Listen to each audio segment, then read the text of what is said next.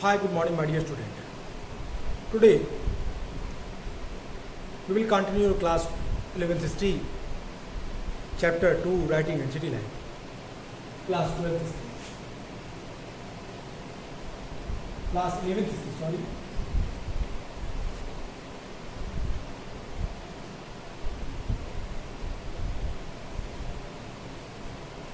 Chapter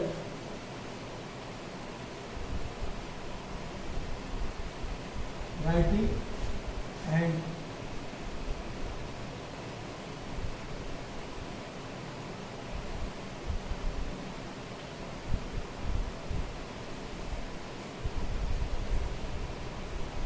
and city life.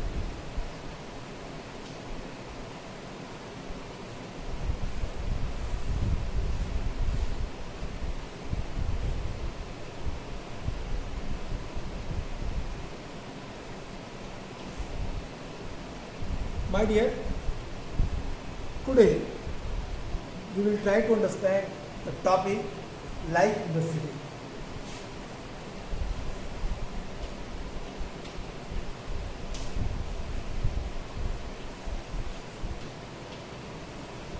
Life in the city. Before we start this topic, I would like to tell you the topic life in the city. That is very important. It gives us information about the social life. लोगों के सामाजिक जीवन के बारे में इसका उल्लेख है. First of all, you have to understand the name of the city which was emerged and flourished in Mesopotamia. शहरों के नाम, उस शहरों के नाम मैं यहाँ लिख दे रहा हूँ. उरुक, मारी, बेबीलोन,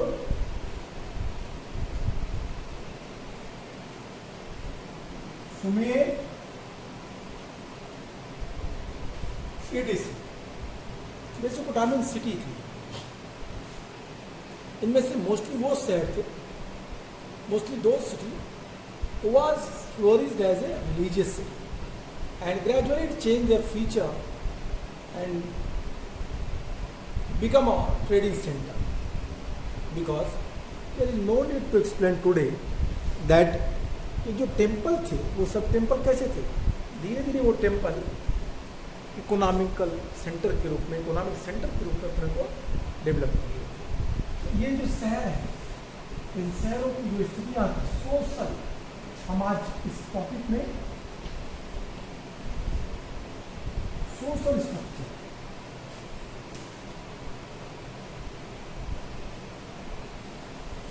स्ट्रक्चर को हम जानने का, मेसोपोटामिया के सोशल स्ट्रक्चर को जानने का प्रयास करेंगे.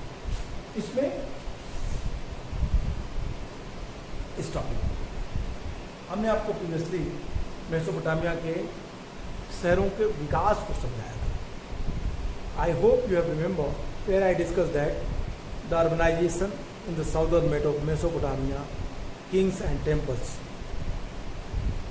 That topic I was discussed every and each points which is important for you to understand that how the city was emerged in Mesopotamia. Second point, also important, I also discussed a trading towns in pastoral zone.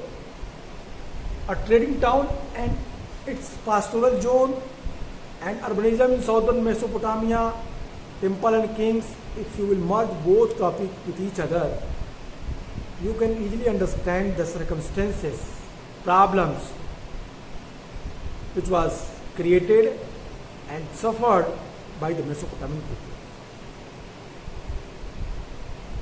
I hope you have remember उस समय की परिस्थितियाँ ऐसी थीं जब बाहर के लोग आए और मेसोपोटामियन सिटी में अपने को स्टेब्लिश किया. मेसोपोटामिया में अपने को स्थापित करने के बाद अपने पूरी तरीके से क्या किया, एक नए तरह की संस्कृति का विकास किया. मैंने आपसे बताया था किस तरीके से वहाँ मंदिर बड़े बनने लगे. अब राजा भी अपने को एक नए रूप में परिभाषित करने लगा. वो लूट का हिस्सा केवल अपने लोगों में ही न बांट करके वो मंदिरों को भी दान देने लगा. तो इस तरह से बड़े मंदिरों का बनना और जो धार्मिक नगर थे वो आर्थिक नगरों के रूप में कन्वर्ट हो रहे थे धीरे धीरे।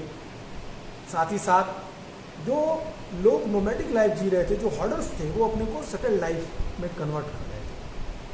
मैंने आपको एक एग्जांपल दिया था, I was set example which is also given in your book, that the different type of ethnic groups, they were herders, they moved from one place to other place with their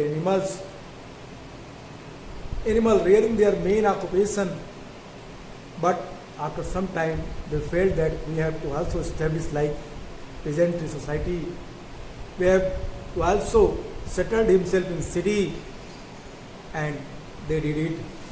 They settled himself. Mari was the finest example. This was also explained by me in your previous class, previous video.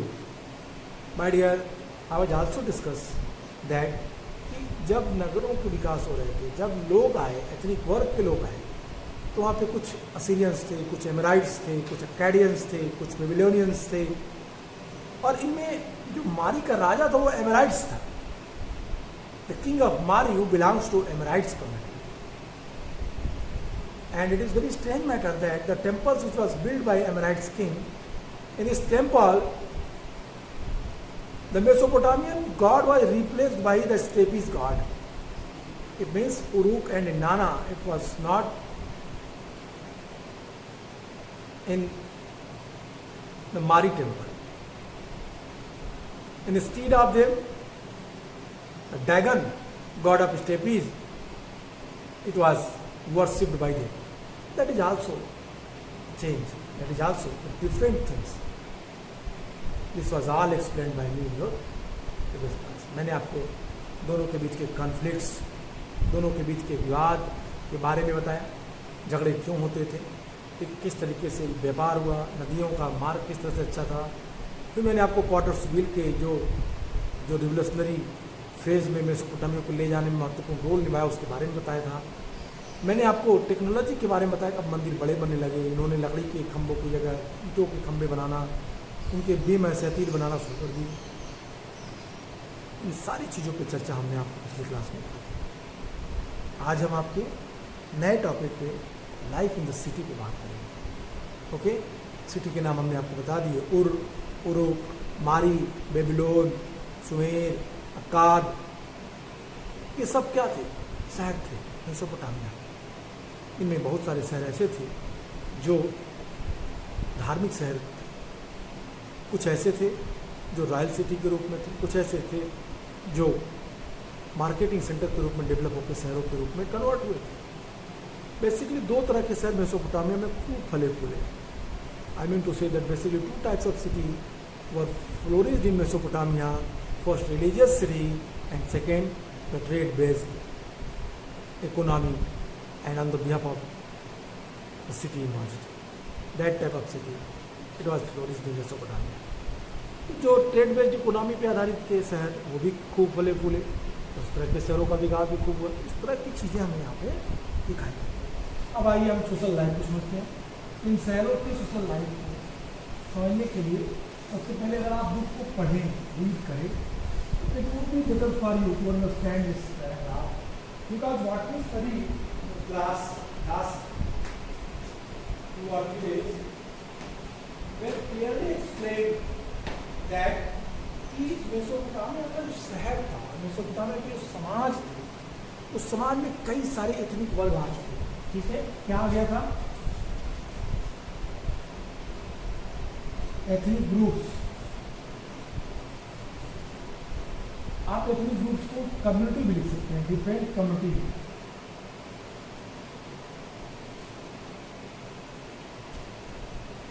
Okay,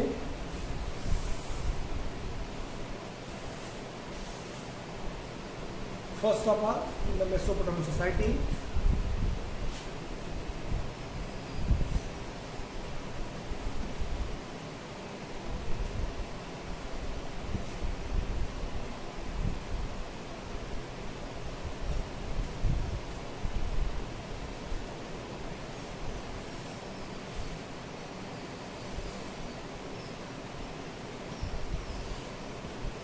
various type of groups and various community। पहली चीज तो क्या हो गया, इससे clear हो गया कि एक कम्युनिटी लाइक आप यहाँ पे कार्डियंस, Sumerians, Amorites, Babylonian, Assyrian. Okay, these are the communities who took place in Mesopotamian society. First of all, second thing is that social structure.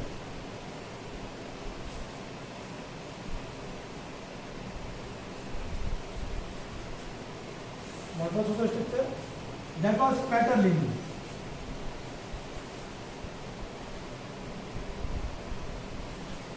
पैटर्निनी प्रतसत्तात्मक परिवार थी।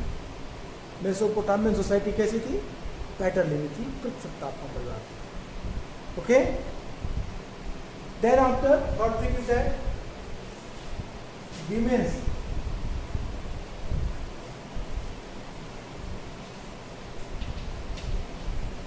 condition was good.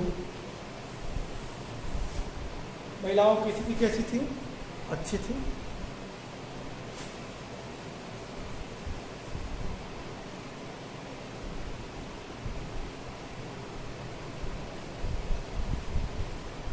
महिलाओं की स्थिति कैसी थी?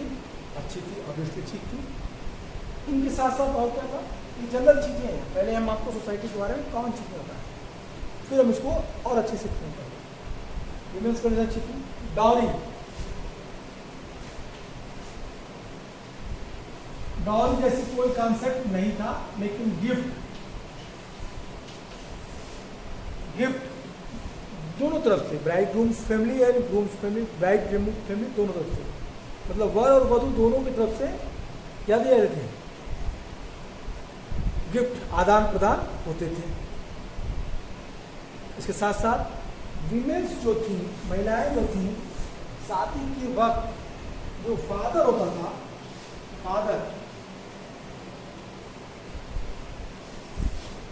शादी के वक्त फादर विमेन्स को, लड़की को, विमेन्स को की जगह कहते हैं हम कहते हैं गर्ल्स या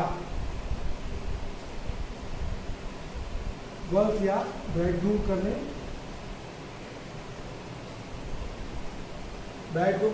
गर्ल्स कर लें या ब्राइडग्रूम्स कह लें। पिता अपनी प्रॉपर्टी का जो हिस्सा विमेन्स का होता था, मतलब इट मीन्स कि women's have right to assess the pattern of property. पिता की प्रॉपर्टी में लड़कियों का भी हिस्सा होता था। शादी के वक्त जब मदर इन लॉ ब्राइडग्रूम्स को लेने आती थी, तो पिता लड़कियों का हिस्सा उसी के साथ उसको दे देता। अच्छी बात थी। तीसरी बात, चौथी बात, सॉरी, फर्स्ट सेकेंड थर्ड, चौथी बात, न्यूक्लियर फैमिली।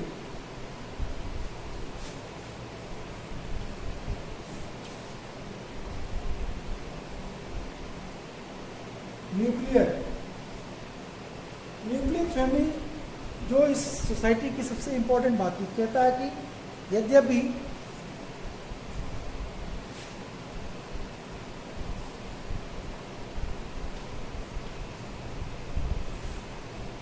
मेसोपोटामिया में न्यूक्लियर फैमिली बड़ी फेमस थी।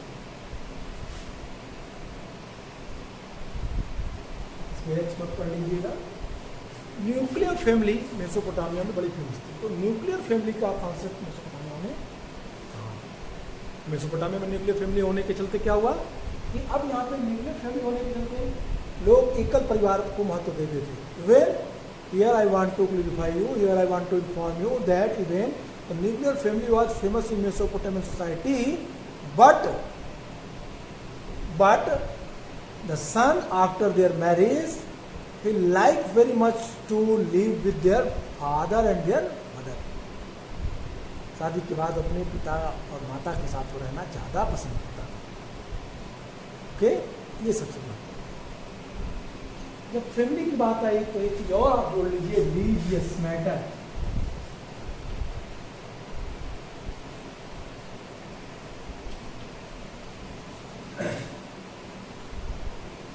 Religious matter, sorry,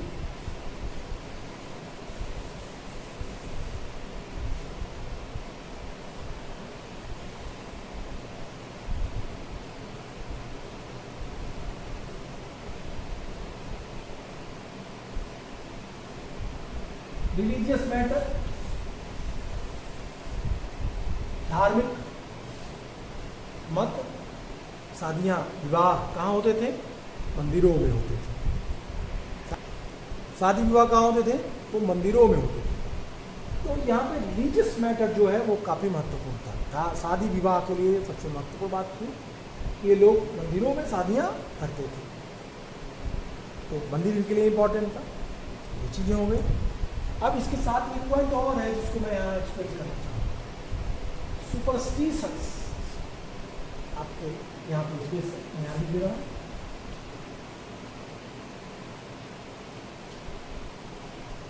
superstitions and house structure.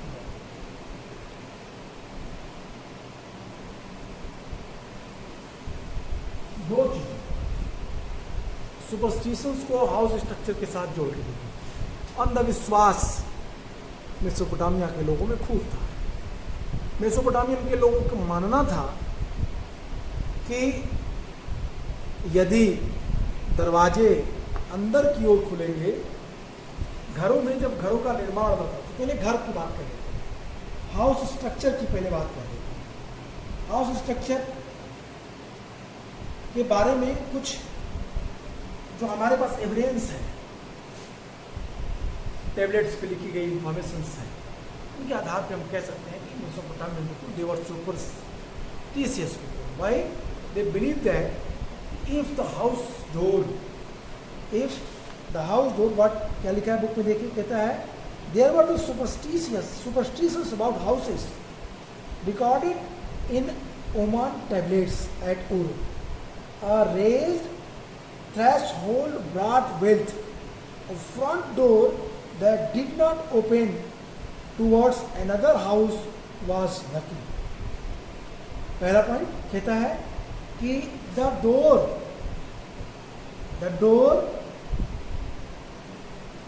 कहता है कि the front door that did not open towards another house was lucky. कहता है कि यदि अंधविश्वास पहला था उनका, वो मानते थे अपशकुन ये अपशकुन की बात खूब मानते थे। ये बातें उनकी जैसे मिली उससे मिली हुई टेबलेट पे लिखी हुई है। जैसे घर की जो दहलीज है वो काफ़ी ऊंची उठी हुई हो, तो वो किसके लिए है? वो खूब धन दौलत देने के लिए महत्वपूर्ण है। सेकेंड थिंग कहते हैं वो कि अगर सामने का दरवाजा अगर किसी दूसरे के घर की ओर ना खुले तो वो सौभाग्य का प्रतीक माना जाता, सौभाग्य प्रदान करता था, बहुत लकी माना जाता है। लेकिन अगर घर के लकड़ी का मुख्य दरवाजा भीतर की ओर ना खुलकर बाहर की ओर खुले तो पत्नी अपने पति के लिए, यह थोड़ा था, कारण बन सकती थी। पत्नी अपने पति के लिए प्रॉब्लम क्रिएट कर सकती थी। और वो कहते थे कि सपोज अगर घर है, ठीक है, और घर का जो दरवाजा है लकड़ी का मेन दरवाजा, पहले से कहते हैं कि वो जो घर की दहलीज है, मतलब घर का जो फाउंडेशन, घर बने तो कितने बने? घर बने तो एक ऊंचे चबूतरे पे घर बने, ठीक है। घर किसके बने? एक ऊंचे चबूतरे पे बने। तो घर एक ऊंचे चबूतरे बने तो ये सौभाग्य का प्रतीक है, अच्छा माना जाएगा। कहते हैं अगर घर का दरवाजा जो ओपन खुल रहा है तो किसी दूसरे के घर के दरवाजे के सामने खुलता है तो ये क्या माना जाएगा? ये दुर्भाग्य का सूचक माना जाएगा, अच्छा नहीं माना जाएगा। लेकिन यदि घर का दरवाजा किसी दूसरे के घर के दरवाजे के सामने ना खुलकर फ्रेश खुले, जहाँ किसी का दरवाजा ना हो, तो ये क्या होगा? लकी माना जाएगा, सौभाग्यशाली माना जाएगा। तो घर का दरवाजा दूसरे के दरवाजे के सामने ना खुले तो सौभाग्यशाली, वेरी गुड, बहुत अच्छी बात है। और तीसरा सुपरस्टिशन घर के संबंध में जो था वो ये कि यदि दरवाजा, लकड़ी का दरवाजा बाहर की ओर खुलता है, मतलब अंदर की ओर फाटक ना खुल करके दरवाजा बाहर की ओर खुले, तो मतलब हुआ कि जो विमेन, जो पत्नी रहती है वो अपने पति के लिए क्या बनेगी, एक बड़ी प्रॉब्लम क्रिएट करेगी, उनके यंत्रणा का कारण बनेगी, ये बात उसमें कहता है। और लास्ट में कहता है कि उर के नगरवासियों के लिए एक गिरनार भी थी, कब्रिस्तान भी था, उसका विस्तार में कैसे। फिलहाल हम इस चीज़ को देखते हैं, आइए अब स्टेप बाय। अब आपका बुक पढ़ते हैं और बुक पढ़ के इन चीज़ों को एक्सप्लेन करते हैं। आई होप कि आप इस टॉपिक को पूरी तरीके से समझ गए होंगे। अब जरा आपके बुक के माध्यम से इसको समझाता हूँ, इन सारी टॉपिक्स को। यहाँ भी दिक्कत होगी, मैं एक बार फिर एक्सप्लेन करूँगा। I will explain it again if you will face any type of difficulties. Okay, चलिए तो बुक देखिए सभी लोग, कम इन लोगों to the point we'll discuss. We are going. What we have seen in that ruling elites had emerged, a small section of society, had a major share of wealth.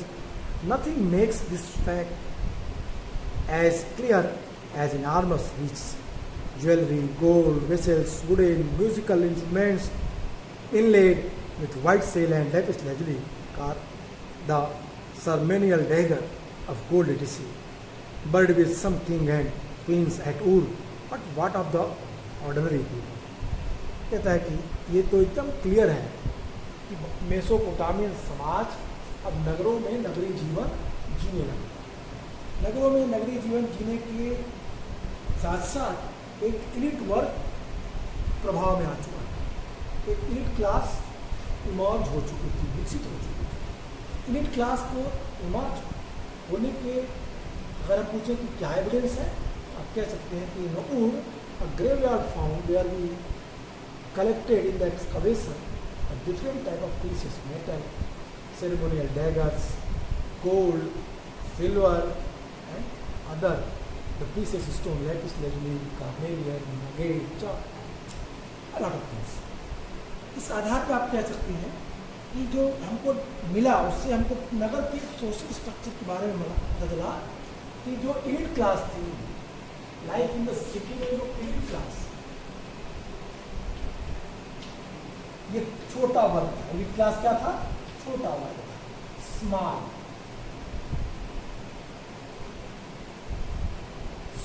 Group था। इनके पास लगभग हर तरह की facilities थी, सुविधाएं थी। ठीक है, इसके एविडेंस हमें उत्खनन में प्राप्त हुई। विशाल मात्रा में जो उर के राजा और रानियों की कब्र जो हमको उससे मिले, उससे ये चीज़ें हम प्रूव कर सकते हैं, हम कह सकते हैं। We can say on the behalf of the graveyard which was found in Ur, that was the king and queens grave. On the behalf of that, we can say that each class, which is a very little bit amount, but they enjoy and eat facilities. They enjoy the glamorous life. But what about those people who live in common society? सामान्य परिवार में लोग, जैसा कि मैंने आपको बताया, कहता है बुक आपका कहेगा भी, देखिए क्या कहता है। We know from the legal text, disputes, inheritance matters etc. The Mesopotamian society, the nuclear family was the norm, although married son and his family often raised with his parents. The father was the head of the family. We know a little about the procedure of marriage. A declaration was made about the willingness of marry. The bride's parents giving their consent to the marriage. Then a gift was given by the groom's people of the bride's people. When the wedding took place, gifts were exchanged by both parties, who ate together and made an offering in temple. When her mother-in-law came to fetch her, bride was given her share of the inheritance by her father. The father's house, herds, fields, etc. were inherited by the son. Okay? This was all explained by me. This was all explained by me. Why? In the starting of this class, I was clearly explaining that the common rule society, that their inheritance, their marriage life, these are all explained by me. These are all very important. And also I explained that their marriage system, their marriage was organized in the temple. Both parties, bride, groom's parties and groom's part, दोनों they were assembled, they were collected in temples, they exchanged the gift and they ate together there. When the mother-in-law fetch her bride, father give their inheritance property, I mean to say that girl inheritance property. It proved that women's their condition in Mesopotamian society that was good. Second thing is that the nuclear family was very famous in Mesopotamian society. That was also I explained.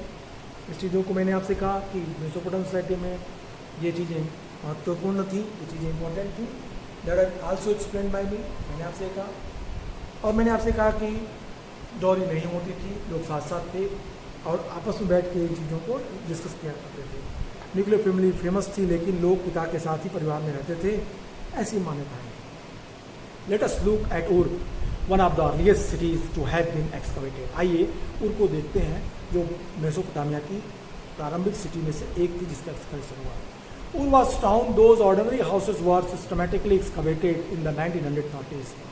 Narrow winding streets included the wheeled carts could not have reached many of the house. Sake of grain and firewood would have arrived on donkey deck. Narrow winding streets and the irregular the shapes of houses plots also indicated an absence of town planning. There were no streets drains in the kind of find to contemporary Mohenjo-daro. Drains and clay pipes were in a street found in the inner courtyards of Ur house, and it is thought that the house roofs sloped inwards and the rainwater was channeled by the drain pipe into swamp in the inner courtyards.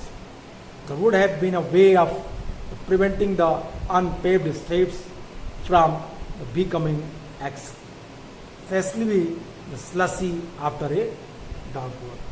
कहता है कि जो Mesopotamian city थे वो उतनी साफ सफाई क्यों उतनी अच्छी व्यवस्था नहीं थी जितनी अच्छी व्यवस्था वहाँ पे होनी चाहिए मेसोपोटामियन सिटी में. कहता है कि मेसोपोटामियन सिटी थी अगर उसकी तुलना मोहनजोदड़ो से करें तो हम पाते हैं कि मोहनजोदड़ो में साफ सुथरा और जो सीवेज सिस्टम था वो प्रॉपर डेवलप थी, ड्रेनेज सिस्टम प्रॉपर डेवलप थी. लेकिन मेसोपोटामिया के शहरों में ड्रेनेज सिस्टम डेवलप नहीं थी.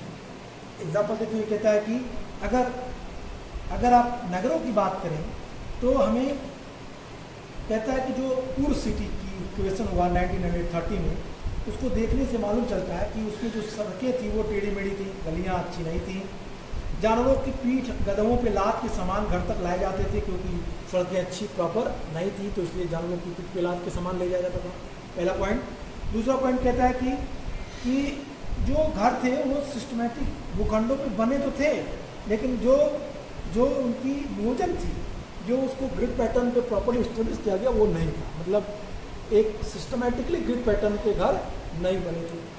आगे कहता है सेकंड थिंग कहता है, थर्ड कहता है कि वहाँ गलियों के किनारे जल निकासी के लिए अच्छी तरह से नालियाँ नहीं थी जैसा कि उसके समकालीन मोहनजोदड़ो में देखा गया, बल्कि जल निकासी के लिए नालियाँ और मिट्टी की नालियाँ उर नगर के घरों के भीतर आंगन में पाई जाती थी, जिससे समझा जाता है कि घर की छतों का ढलान भीतर की ओर होता था और वर्षा का पानी निकास के लिए नलियों के माध्यम से भीतरी आंगन से बने हुए जो हौज थे, जो कुंड थे, जो स्वंप थे, उससे बाहर ले आए थे. शायद इसीलिए किया गया होगा कि तेज वर्षा आने पर घर के बाहर की कच्ची गलियां बुरी तरह से कीचड़ से भर न जाए. फिर भी ऐसा प्रतीत होता है कि लोग अपने घर का सारा कूड़ा कचरा बाहर बटोर कर गलियों में डाल देते थे जहाँ आने जाने वाले लोगों के पैरों के नीचे आता जाता रहता था. और इस प्रकार कूड़ा कचरा डालने से गलियाँ ऊंची हो जाती थी. गलियाँ जब ऊंची हो जाती थी, ये नालियाँ जब जो स्ट्रीट्स ऊंची हो जाती थी कूड़े कचरे से, तो जब वर्षा का पानी बीच के नैरो स्ट्रीट्स पे पड़ती थी, नैरो स्ट्रीट्स पे, तो गंदा पानी घरों में चला जाता था. कहने का मेरा सेंस इतना ही है कि ये जो व्यवस्था थी मोहनजोदड़ो की वर्षा के जल के निकासी की, वो प्रॉपर नहीं थी.